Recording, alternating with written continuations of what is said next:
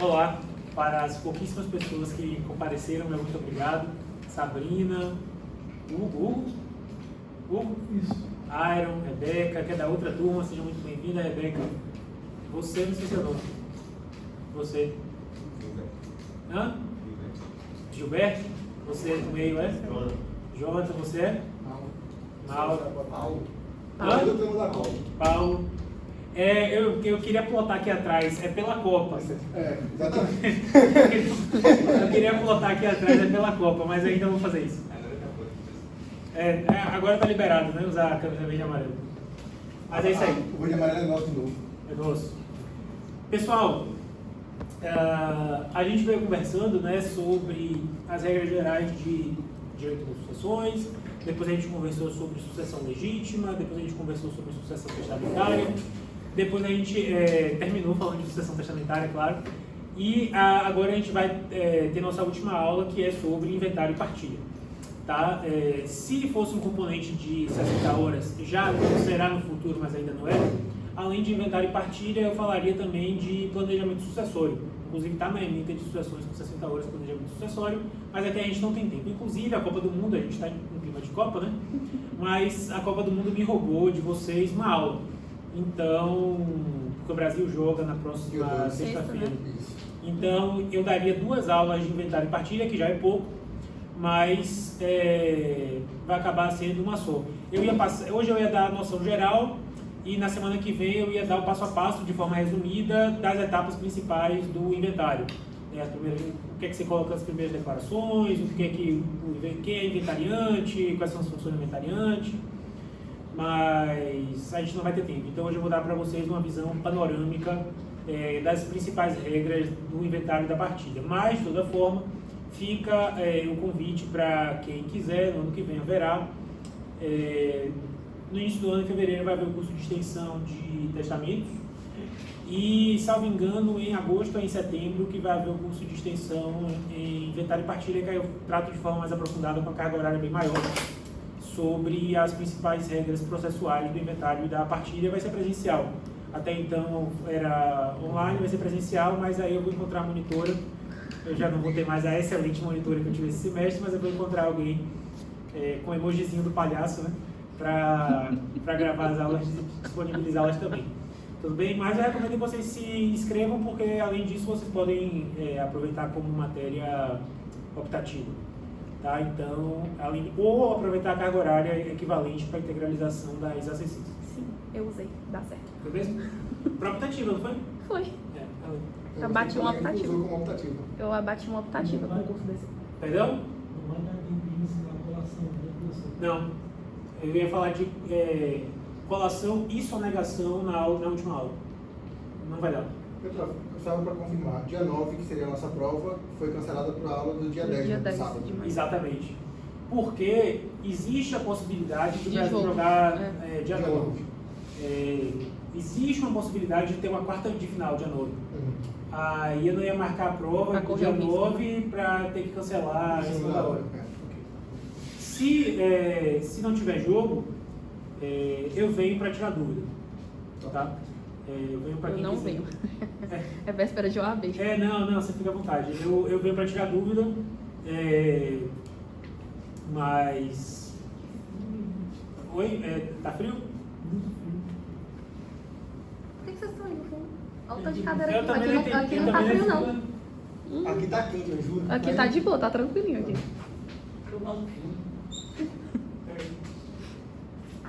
Aí vocês viram com a temperatura que vocês querem. Tá? Então, resumidamente é isso. Aí é o que eu falei. Se não tiver jogo do Brasil dia 9, se for eliminado, se ficar na outra quarta de final, a gente tem aula, entre aspas, eu vou vir aqui tirar dúvida, vou fazer alguma revisão com quem se interessar. Lembrando que a gente tem prova dia 10. Beleza? Tranquilo? Tudo bem? Eu já estava preocupado com as suas ausências. Boa tarde. Nessa chuva, Rafael. Jade, que é da turma 2, seja muito bem-vinda. Obrigada.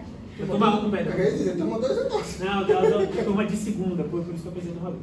Tudo bem? Então vamos conversar sobre inventário e partilha. Pois bem, eu já falei para vocês que está cortando a tela, não sei porquê. Eu acho que o data show. O data show que está... Mas tudo bem. Eu falei para vocês, logo no começo do semestre, que a herança é um direito fundamental previsto expressamente pela Constituição de 1988, né, uma inovação, as outras constituições não previam, mas é um direito fundamental que não é exercível sem regulamentação legal.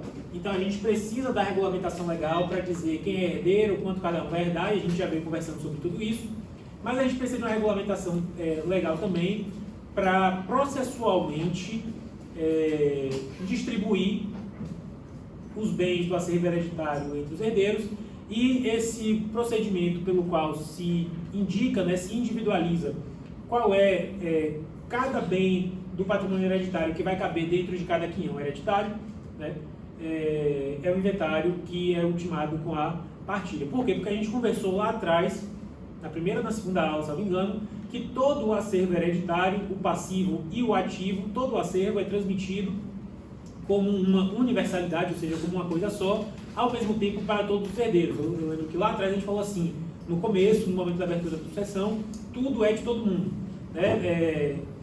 A lei trata todo o patrimônio hereditário como uma coisa só, que é titularizado simultaneamente por todos os herdeiros, ou seja, todas as pessoas chamadas a suceder.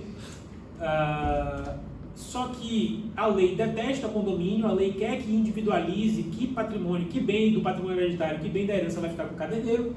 Isso não é feito de forma automática, isso é feito por meio do inventário e é finalizado e formalizado por meio da partilha, tudo bem? Então esse processo é necessário justamente para que a gente possa dizer quem vai ficar com cada coisa, porque antes disso tudo é de todo mundo.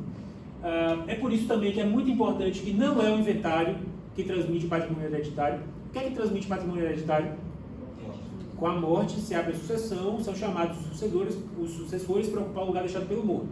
Então a transmissão do patrimônio hereditário para os herdeiros é automática e se dá no momento em que o sujeito morre, né? Que o sujeito vira decúgio, ele vira decúgio depois que ele morre, né? No momento em que ele morre. Tudo bem? Então o inventário não transmite patrimônio hereditário. No inventário o que é que vai ser feito? Vão ser apurados os bens, descritos e avaliados os bens, e, por fim, partilhados os bens entre os herdeiros, claro, se sobrar alguma coisa depois de pagas as dívidas. Beleza?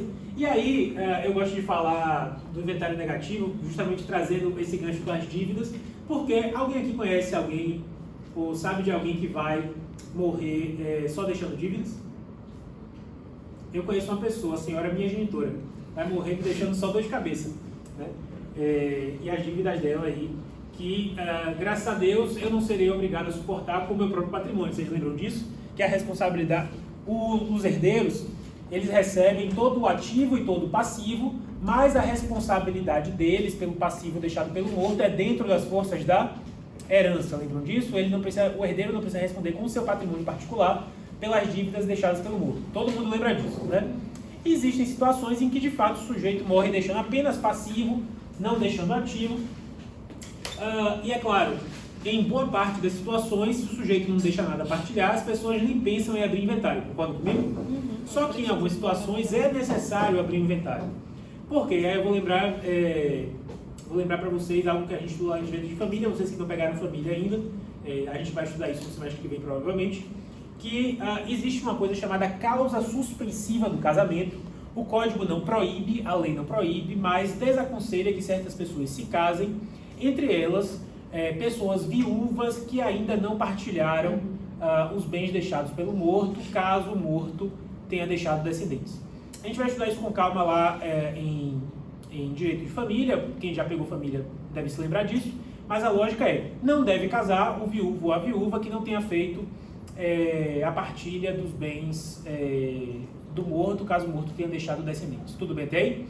E aí, ocorre que o sujeito é viúvo, é viúva e quer se casar novamente, né? Quer seguir em frente.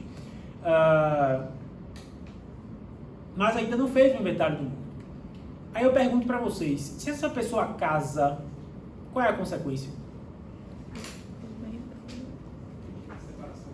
Perfeito, Iron. Graças a Deus, na outra turma falaram assim, o casamento é anulável, eu só faltei sentar e chorar. Por quê? Porque eu tinha sido uma pessoa que pegou famílias comigo.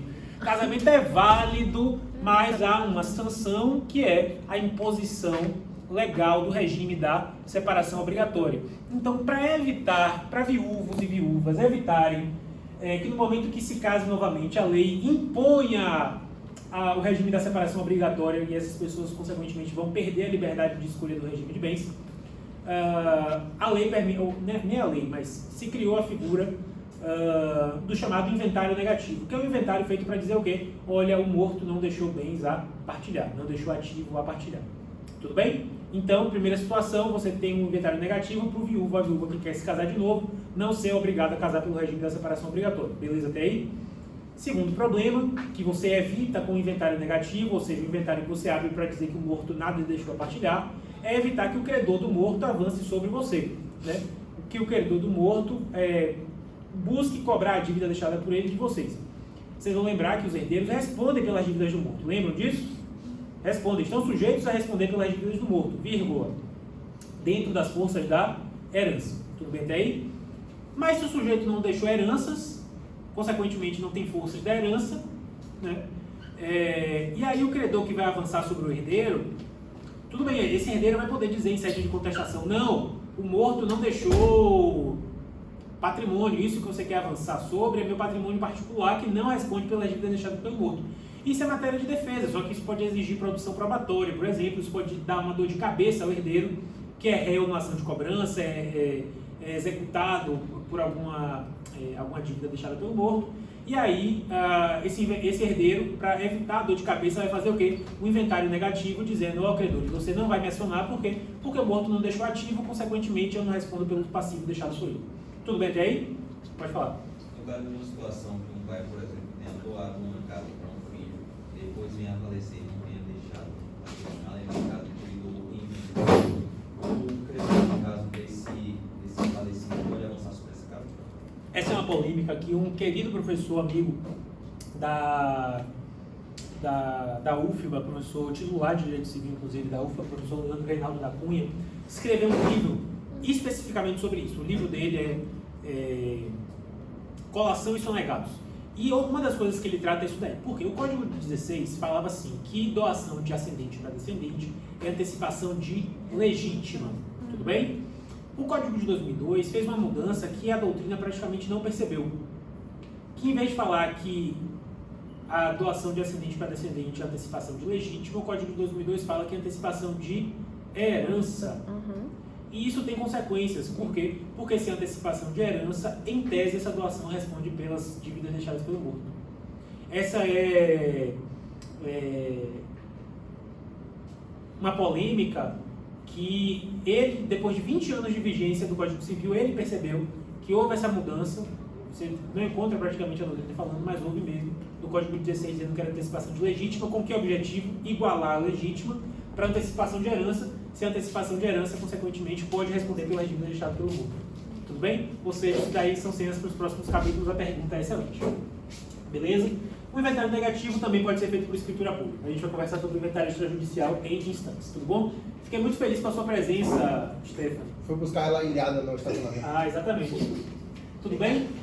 Então, agora a gente está considerando que o morto deixou alguma coisa a partilhar, a gente não vai fazer mais um inventário negativo, a gente vai fazer um inventário que pode ser feito extrajudicialmente ou judicialmente. A gente vai conversar sobre essas duas hipóteses, mas antes vamos conversar sobre uma situação ultra desburocratizante, que não é burocrática, muito bem, que é para facilitar a vida quando o morto deixa muito pouca coisa.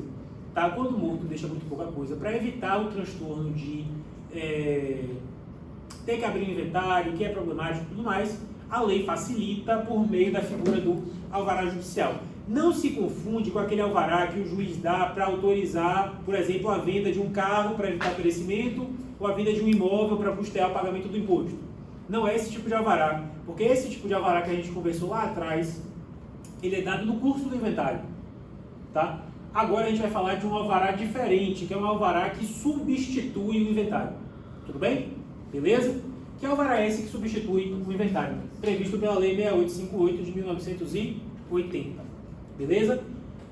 O Código de Processo Civil, no artigo mais demoníaco do Código de Processo Civil, fala assim: independerá de inventário ou de arrolamento o pagamento dos valores previstos pela Lei 6858 de 1980. Então, são situações em que o morto deixa alguns valores, alguns saldos, que podem ser levantados com mera petição direcionada ao juiz pedindo o alvará de liberação desses valores, não é necessário promover inventário, tudo bem? Que valores são esses? Aí a lei traz valores devidos pelos empregadores ou empregados, saldo de salário, essas coisas, né? E os montantes das contas individuais do FGTS e PIS/PASEB não recebido em vida pelos respectivos titulares. Tudo bem até aí? Isso caso o morto não tenha dependente habilitado junto ao órgão de previdência. Porque se o sujeito está habilitado junto ao órgão de previdência, nem vai precisar do alvará judicial. Basta requerer direto administrativamente. Tudo bem? Tranquilo até aí, beleza? Segunda situação, restituição relativa ao imposto de renda e outros tributos. Também é possível levantar por alvará. O IR, para quem não sabe, quando você tem um crédito, o IR faz o depósito por lotes na sua conta bancária. Se esse valor de restituição de imposto está lá na conta bancária deixada pelo morto, e é só isso que você vai partilhar, você vai fazer o quê? Pedir ao juiz, por favor, libera esse dinheiro aí para mim por meio de alvará, não vou precisar fazer um inventário, tudo bem até aí? E por fim, a situação mais comum para o levantamento do alvará judicial substituindo o inventário é se for o único bem da herança, valores depositados em contas bancárias. Tudo bem? Mas não qualquer valor. A lei traz valor até 500 ORTNs, obrigações reajustáveis do Tesouro Nacional. Você sabe qual é a obrigação reajustável do Tesouro Nacional? Não. Sabe qual é a obrigação reajustável do Tesouro Nacional? É uma figura que, graças a Deus, a gente não tem mais, surgida na época das crises inflacionárias que o Brasil viveu, principalmente nos anos 80, e que, graças a Deus, a partir do Plano Real melhorou. Se bem que a inflação está voltando com tudo, né? De toda forma, hoje em dia a gente não vai no mercado, pega 2 sacolinhas e sai com R$200. R$200. Já dá desgosto. Pois é, exatamente. De toda forma, foi um índice criado, entre vários outros índices criados, para ter um parâmetro mínimo de quanto valeria, ainda mais porque vocês sabem que o Brasil teve várias moedas em sequência, né? Cruzado, cruzeiro, cruzado novo, e enfim, até virar o real em 94, 92, 94. Beleza. Né? Então, 500 ORTI, e descobri hoje quanto vale um ORTN, é um saco. Direto eu tenho que entrar em site de MP para saber quanto é o valor atualizado. Acho que esse daqui que eu olhei em 2021 foi no site do MP de Santa Catarina que eu olhei. Hoje em dia, 500 ORTN está por volta de R$10.000. Tudo bem? Eu até tenho que atualizar isso por causa da inflação, mas você sabe que se o morto deixou um saldo de salário, um saldo em conta bancária de aproximadamente R$10.000, só isso você sabe que você pode fazer esse levantamento por meio do pedido de um alvará judicial. Tudo bem até aí? Mas pode com mais também, professor. Perdão? Jurisprudencialmente está podendo com mais também. Eu não sei, seria contra a legem, né? A menos que tenha variado esse valor das ORTNs, tá? Seria contra a legem, porque tem aproximadamente 5 anos que aconteceu uma situação de a pessoa morreu, deixou R$30.000 depositados e eu não pude entrar por alvará, tive que fazer adjudicação. Era até herdeira única, eu tive que fazer adjudicação. Teve uma com 35 mil em mês que conseguiu alvará. Bacana. Inclusive, isso é positivo, por quê? Porque se for o único bem, facilita muito, porque você não tem que avaliar nada, é dinheiro que está depositado. Né? É dinheiro que está depositado, eu acho que deveria ser um valor muito maior do que R$10.000. Tudo bem? Mas essa informação foi interessante que você trouxe. Tudo bem? O procedimento é super simplificado e informal, basta peticionar o juiz pedindo a expedição do alvará, provando, claro, que tem um valor depositado, provando quem são os herdeiros, juntando, né? Quem são os herdeiros, que todos vão ser citados, a Fazenda Pública vai ser citada também, porque pode ter interesse tributário. Beleza? E agora, inventário judicial. Ou seja, a gente não conseguiu levantar por meio de alvará, ou porque não era o único bem que estava depositado, ou porque o valor era alto demais e não foi liberado. Então a gente vai, e não é caso de inventário extrajudicial, que a gente vai conversar em instantes, a gente teve que promover um inventário judicial. Tudo bem? Existem 3 procedimentos distintos para o inventário judicial.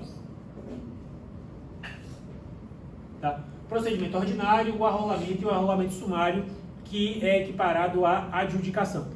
Desde logo, a adjudicação, vocês sabem que é com herdeiro único. Com herdeiro único é muito mais simples, né? Porque você não vai ter, por exemplo, que formular pedido de quinhão para dizer o que é que vai ficar com cada um, porque tudo que o morto deixou vai ficar como esse herdeiro único vai ser adjudicado por ele. Tudo bem? Então a gente tem 3 ritos distintos, o inventário pelo rito ordinário, pelo arrolamento sumário, repito, a adjudicação para quando é herdeiro único, sendo que o inventário ordinário, o inventário judicial pelo rito ordinário, é de natureza residual. O que significa dizer que algo é de natureza residual? Se eu não puder ir pelo rito do arrolamento nem pelo arrolamento sumário, eu vou pelo rito ordinário. Tá? O arrolamento e o arrolamento sumário são ritos mais simplificados, e repito, se a gente tivesse a aula da semana que vem, a gente veria por alto que simplificação é essa. Tá?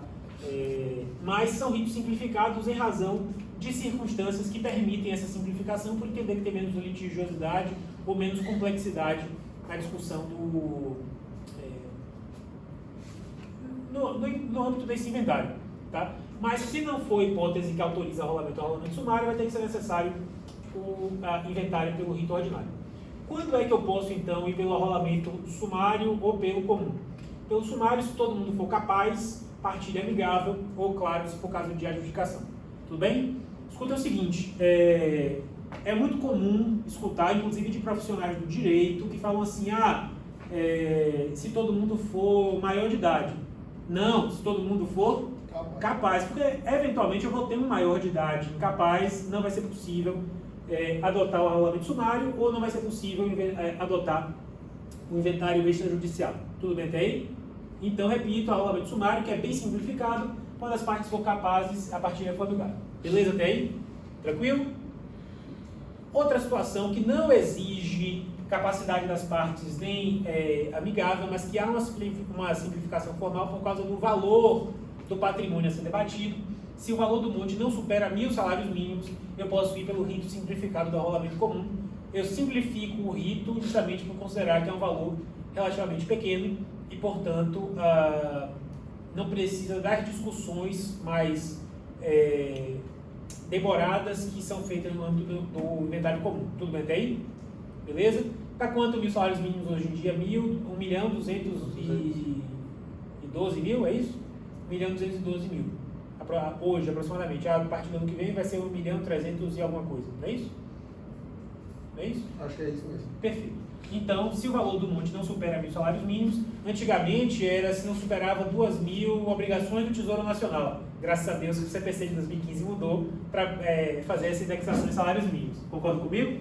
Não é muito melhor assim, que fica muito mais fácil saber quanto é 1.000 salários mínimos. Então, eu tenho essa simplificação em um lado, porque eu tenho todo mundo capaz e não tem conflito, não tem litigiosidade. No outro, eu tenho a simplificação do procedimento, justamente porque o patrimônio hereditário não é muito grande, né, para ser discutido. Claro, 1 milhão é coisa pra caramba. A boa parte dos brasileiros não tem 1 milhão, né, vamos ser bem sinceros, mas a lei considera que é um valor até considerado suficiente para que eu não precise ter tanta burocracia que a gente vai ver, ou veria, que de fato no rito comum são muitas burocracias. Se for comparar 10 milhões, por exemplo, da dona da Pernambucana, 10 não, dá mais que isso. Então, agora vamos ver como é que a gente pode fazer pelo inventário extrajudicial. Tudo bem? Inclusive, para quem quer advogar na área, o sonho é inventário extrajudicial. Você vai receber, a título de honorários, um pouco a menos do que você receberia, do que você teria direito a receber no inventário judicial. Só que você recebe muito mais rápido. E você tem muito menos trabalho. Então, o sonho do advogado sucessionista ou sucessionarista é fazer inventário extrajudicial. Por quê? Porque não tem muita dor de cabeça e o dinheiro sai. Né? O dinheiro sai. Aqui na Bahia, salvo engano, para inventário extrajudicial, você tem direito a 6% do quinhão do seu cliente. Para inventário judicial, acho que são 8% do valor do quinhão do cliente. E o cliente não quer pagar, porque é difícil. Porque os herdeiros vão dizer que não é? É difícil. Tudo bem? Mas vamos ver aqui quando é que a gente pode fazer inventário extrajudicial. Que é realizado no cartório. Que cartório é esse? Tabelionato de notas, que é aquele em que eu lavo uma escritura pública, e aí depois eu chego com essa escritura pública para fazer, eventualmente, outros cartórios, em outros lugares, tudo aquilo que eu preciso fazer. Tudo bem até aí? Eu faço por escritura pública. Testamento. No mesmo lugar onde eu faço o testamento, eu faço a partilha extrajudicial. Talvez seja com a mesma pessoa. Só que não vai ser a mesma pessoa fazendo as duas coisas, talvez o mesmo advogado. Porque você vai estar fazendo o inventário daquela pessoa que deixou o testamento, inclusive a gente vai conversar sobre isso em instantes. Tudo bem? A partilha é feita por escritura pública e essa escritura pública é documento hábil para eu levar, por exemplo, para o cartório de registro de imóveis para dizer, ó, na partilha que eu fiz, a casa deixada pelo morto ficou comigo. Aí vai haver a transmissão da propriedade, né, formal. A transmissão da propriedade material aconteceu quando? Quando é que o herdeiro se tornou proprietário? No momento da morte. No momento da morte, perfeito. Mas aí você vai levar a escritura pública de partilha para formalizar que você se tornou proprietário desde que o decúndio faleceu. Tudo bem até aí? Tranquilo? Beleza, né? Também outra coisa que foi uma vitória do Código de 2015, do Código de Processo Civil de 2015, foi trazer expressamente na lei que as instituições financeiras são obrigadas a aceitar a escritura pública para fazer o levantamento de valores. Porque até... bora lá, vocês lembram quando foi que eu falei para vocês? Eu já disse isso aqui antes uma vez, para ver se alguém lembra. Aí se alguém lembrar, eu trago um chocolate no dia da prova. Desde quando é possível no Brasil fazer inventário extrajudicial? 2008. 2007, quase. Só falta ver a vacatio legis, a lei de 2007, mas se for a vacatio legis eu vejo e trago chocolate. Tá? Mas a lei 11.441 de 2007 trouxe, para mim, uma das melhores leis da história do direito das sucessões brasileiro. Tá? Porque trouxe a possibilidade de fazer separação, divórcio e inventário extrajudicialmente. Tudo bem? E aí, desde 2007, era possível fazer inventário extrajudicial e os herdeiros faziam, ficava tudo bonitinho. Aí chegava com a escritura pública de partilha na instituição financeira, a instituição financeira se recusava a fazer o levantamento. Por quê? Muito provavelmente porque o jurídico dos bancos falava o seguinte, Gustavo e Stephanie são dois irmãos que vão fazer a partilha do patrimônio deixado por Jade, que é a mãe, tudo bem? Só que eles podem fazer essa partilha do patrimônio deixado por Jade sem colocar Mateus. Mateus, que também era filho de Jade, não foi incluído nesse inventário feito pelos dois irmãos em conluio. Aí vai chegar Mateus e vai querer direito ao quinhão dele, que já foi levantado pelo banco, né? O banco já fez o levantamento e deu para Stephanie e Gustavo. E aí Mateus acionaria quem? O banco, por ter permitido fazer aquele levantamento de valores, e o banco ficou se cagando de medo de ser responsabilizado por isso. Tudo bem? E aí era um saco. Por quê? Porque você, advogado, você fazia um inventário extrajudicial e depois você tinha que judicializar contra o banco para o banco fazer o levantamento dos valores. Para o juiz determinar que o banco pagasse aquilo previsto na escritura pública de partilha. Então, era uma subversão. A lei existiu para desjudicializar e a prática do banco estava obrigando você a judicializar. Né? Aí o Código de Processo de 2015 trouxe essa vitória para quem advoga na área e também para os próprios herdeiros, claro, de dizer que, expressamente, que as instituições financeiras são obrigadas a proceder ao levantamento de valores com base em escritura pública de partilha. Tudo bem até aí? Tudo bem? Por que é bom fazer inventário extrajudicial? Maior celeridade, é mais barato também. Muito mais barato, inclusive. Embora você tenha que pagar, claro, além do tributo, você tem que pagar as taxas cartorárias. Embora, se você for declaradamente pobre, você pode pedir isenção das taxas cartorárias. Isso não está na lei, mas o CNJ já decidiu algumas vezes que o cartório é obrigado a conceder gratuidade nas tabelas nas custas de inventário extrajudicial para as pessoas pobres. Tudo bem? Você pode até ter alguma dor de cabeça pedindo que o CNJ force o cartório a fazer de graça para você. Né? Mas é possível. Tudo bem? O CNJ já decidiu mais de uma vez nesse sentido. Mas se ela é pobre, não deveria... Pobre também deixa patrimônio, Matheus. Pobre deixa um carro para ser partilhado entre os dois filhos. Pobre também deixa herança. Não é só rico que deixa herança, não. Eu, inclusive, já vi mais herança de pobre do que de rico. Herança de rico eu só ouvi falar. Herança de rico eu só ouvi falar. É porque dentro do mandatário você falou de outras formas de retirar do inventário, como o alvará. Mas tudo bem, se for um carro. Por exemplo, o sujeito morreu deixando 2 filhos e um carro. O carro avaliado em 30 mil reais. Hoje em dia só... Tem 4 pneus, teto, já vale tudo. Exatamente. O carro avaliado em 30 mil reais. O único bem. Os herdeiros precisam vender. Não vão herder se não fizerem a partilha. Às vezes vão gastar um valor tão alto de taxa cartorária que nem vale a pena Deixa o carro correr lá. dar de presente. Entende? Então, tocar assim mesmo, existem possibilidades, tudo bem? Então eu posso escolher qualquer lugar. Bora lá, a gente já conversou sobre isso também. No inventário judicial, eu tenho uma regra de competência, de competência territorial. E a gente já conversou sobre essa regra de competência territorial aqui no início do semestre. Que regra de competência territorial é essa para o inventário judicial?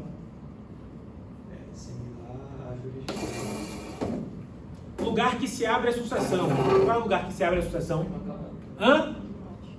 O domicílio do morto? O último domicílio do morto. É. Independentemente de onde morre, é no último domicílio do morto. Caiu uma questão dessa no aula. Acho que caiu na época que eu estava fazendo também. Caiu na que eu fiz, inclusive. No 13º exame de Só ordem que caiu. foi de direito internacional. Porque Não, no meu... era todo um rolê, eles fizeram uma Não, mistura. no meu foi de direito nacional também. E na época era o CPC de 73, inclusive. Já volto. Tudo bem até aí? Mas eu não tenho regra de competência territorial para o inventário extrajudicial. Não? Não. Sabe o Se que é é igual da jurisdição? Por quê? Por quê? Porque a lei não define assim. É porque competência é unidade da jurisdição. E se não vai ser uma jurisdição? Não é jurisdição. É o próprio. Não é a própria jurisdição. pessoa. Mas é mais ou menos. Não é ser jurisdição. delegado do Poder Judiciário. Bora lá. Mas eu posso... Mas, por exemplo, o cartório do Riachão, daqui de Barreiras, é vinculado ao TJ da Não, Bahia. o próprio nome já diz, é extrajudicial. É fora da jurisdição. Mas por que eu estou falando isso? Porque Jade, herdeira de Mateus, Mateus era domiciliado na Bahia, morreu no Rio de Janeiro, Jade mora no Rio Grande do Sul, Jade pode abrir o inventário de Mateus no Acre. Extrajudicial. Isso é possível, só que qual é o risco disso? Fraude. Fraude, principalmente, possibilidade de deixar algum herdeiro de fora. Acontece. Credor também. Algum credor de fora também acontece. Acontece. Realmente. Inclusive, na resolução 100, a gente já até conversou aqui sobre ela, a resolução 100 do CNJ, que permitiu a prática de atos notariais extrajudiciais por via eletrônica, né? Respeitar o local. Fala que precisa respeitar o local da não é competência que fala, eu esqueci agora, da delegação.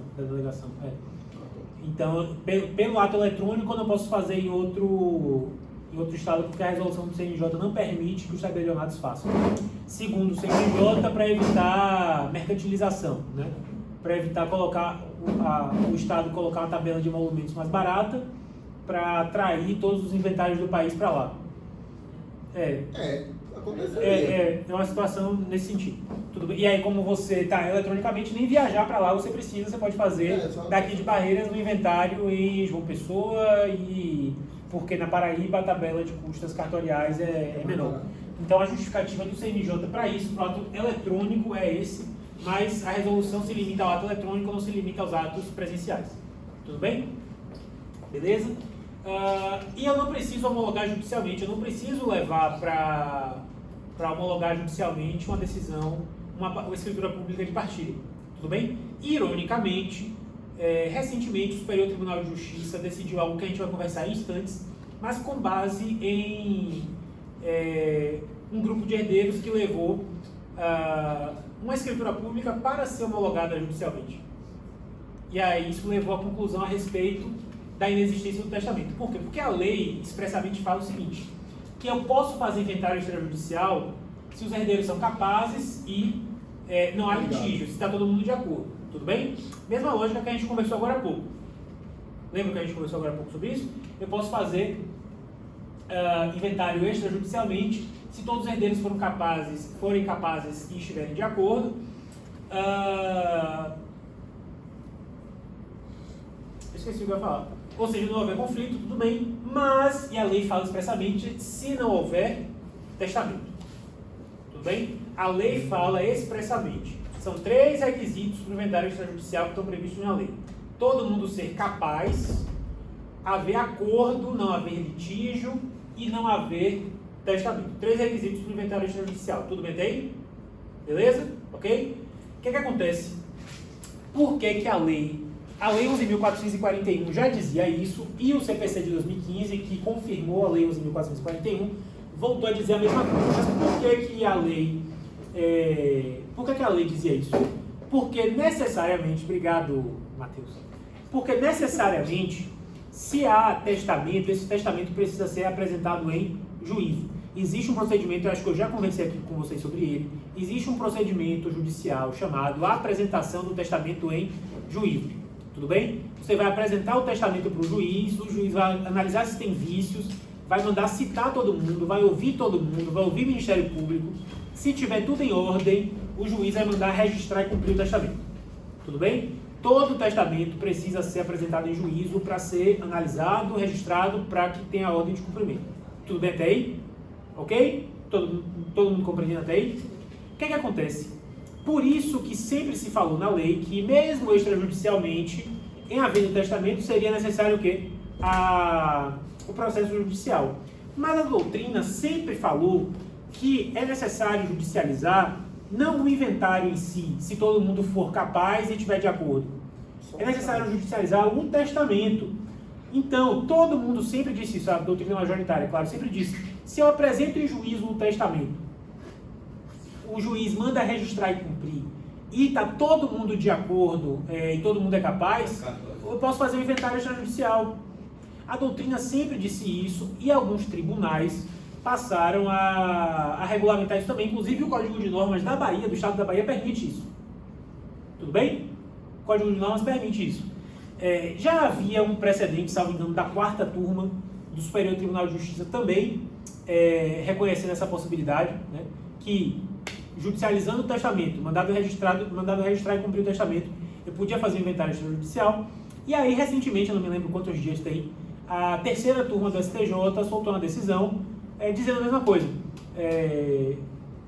Havendo todo mundo capaz, havendo acordo entre todo mundo, não havendo qualquer espécie de litígio, de discordância, e uma vez mandado registrar e cumprir o testamento de forma judicial, eu posso fazer um inventário extrajudicial. Tem alguns dias que saiu a decisão nesse sentido do STJ.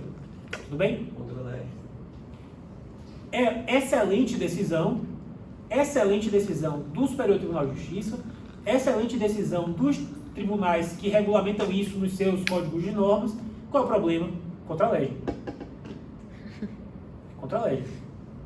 Excelente decisão contra a lei. Mas é contra a lei. Tá? Então, para vocês verem que a vida é complicada, né? Vocês entram, eu percebo que quando vocês entram na faculdade de Direito, vocês sempre querem saber qual é a resposta certa e tal. Muitas vezes vocês dizem assim, não, porque quando tem uma decisão judicial, porque é aquilo que é o correto. E não necessariamente aquilo que é o correto, né? Decisão judicial é tanto jurídico quanto político. Às vezes é mais político do que jurídico, né? Então nunca tem uma resposta assim definitiva para determinadas perguntas. Para algumas tem, para outras perguntas não tem resposta definitiva. E aí a gente está vendo um caso que tem uma decisão que é frontalmente contrária ao texto da lei e que é uma decisão muito boa. Muito boa. Porque não existe prejuízo também. O único prejuízo que haveria seria para os cofres do Tribunal do Poder Judiciário. Por quê? Porque o Poder Judiciário deixa de recolher as taxas judiciais. Mas o Poder Judiciário, em tese, não está recolhendo, porque o cartório faz parte do Poder Judiciário. Ainda assim, são custos menores. Se fosse no juiz, teria mais. E aí você não está financiando, porque boa parte do judiciário é financiado não pelas taxas judiciais, boa parte do judiciário é financiado com dinheiro de imposto. Aí você está deixando de recolher taxas para financiar o funcionamento do judiciário. E também, Matheus, porque boa parte da taxa cartorária vai para o bolso de quem? Do dono do cartório. 50%. Né? Do dono do cartório. Por isso que é o sonho de muita gente ser dono de cartório. Com certeza. Ainda mais de registro de imóvel. É um concurso aí que, se eu fosse fazer outro concurso, certeza, seria de dono de cartório. Mas eu não vou fazer outro concurso. Estou muito feliz. de registro de imóveis ainda, Tudo bem? na região agrícola, fazendo aí. Não vai fechar?